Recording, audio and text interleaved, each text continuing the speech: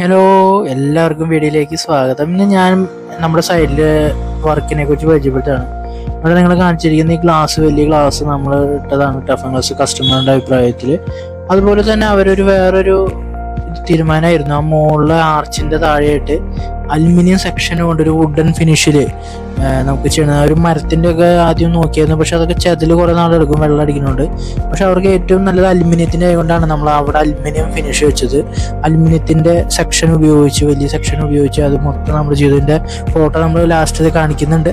ഇതുപോലെയൊക്കെ ചെയ്യണമെങ്കിൽ ഞങ്ങളുമായിട്ട് കോൺടാക്ട് ചെയ്യുക. മറ്റൊരു വീഡിയോയിൽ കാണാം. അതൊരു ബൈ.